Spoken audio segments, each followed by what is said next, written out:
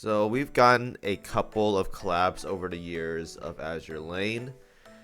Some of you guys don't have these ships invested, some of you guys do, but after playing them for quite some time now, I feel like now's the time to go ahead and review my favorite collabs in terms of performance. Obviously there's like characteristics and franchise and all that stuff, but in terms of actual gameplay, how I like them and what's good about them and all that jazz. So I don't think there's a way to split this up even more, unfortunately. So the best I can do is just do miscellaneous and then go from there. So I believe the first actual collab we had in terms of like team composition, I think that was, Gridman. It was either Gridman or Atelier Ryza, but I think Atelier Ryza when we start having like actual like team comps, because Neptunia, they were lacking like a full fleet comp. The Kazuna I one also was lacking a full team comp as well too. Idolmaster, I think Idolmaster had a team comp. I'm not exactly sure, but I feel like they did. There are a couple other ones as well too, but my most memorable ones were either like Gridman, Atelier Ryza, Senran Kagura, and the recent one we had, which is Tulovru.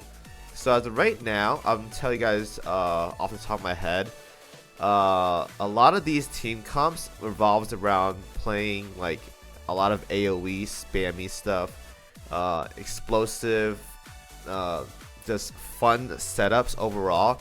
This is how I like compositions to be in terms of all ships. I don't know why Manju make these ships specifically to be fun for only collabs, because I feel like if you want to make like a fun ship overall, like they should be able to do all this like spammy stuff in general.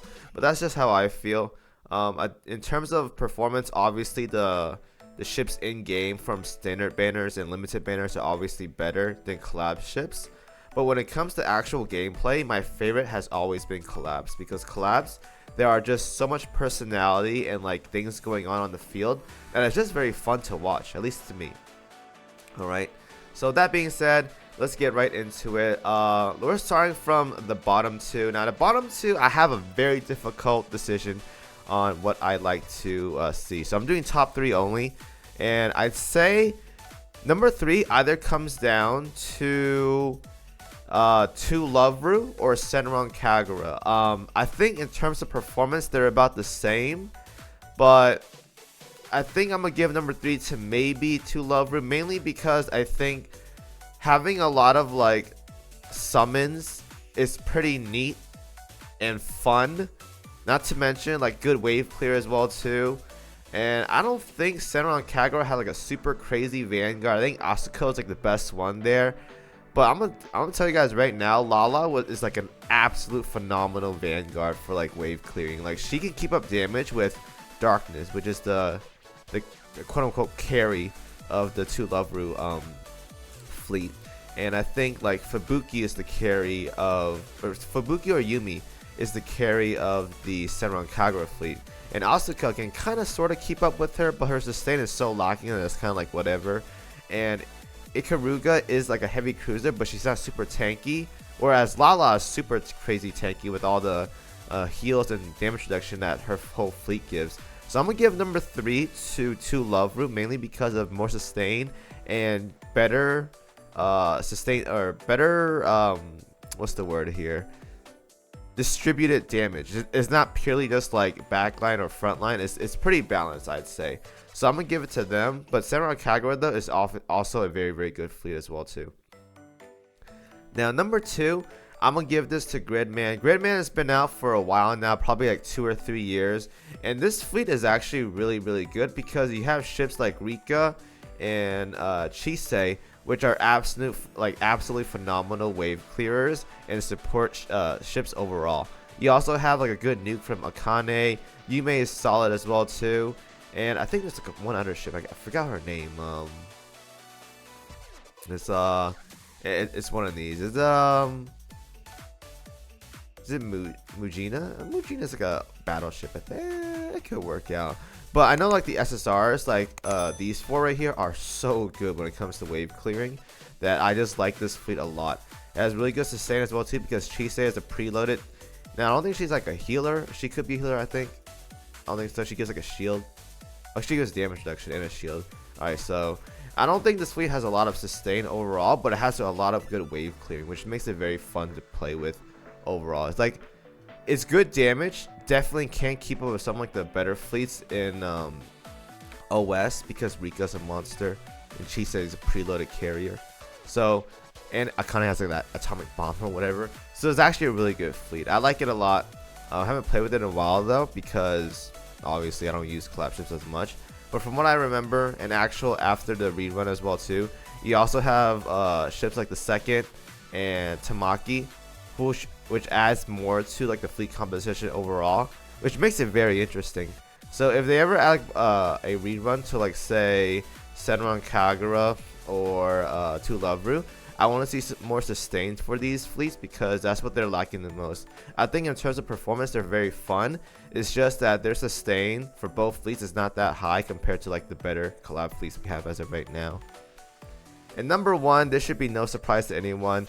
Atelier Ryza fleet is absolutely insane. When they made this fleet, I don't know what they were thinking, but it was like absolutely phenomenal. Like the 2 Love-Ru collab fleet is absolutely insane. You have a very solid, probably the only SSR heavy, large cruiser we have, Callous Ideas, like actual large cruiser.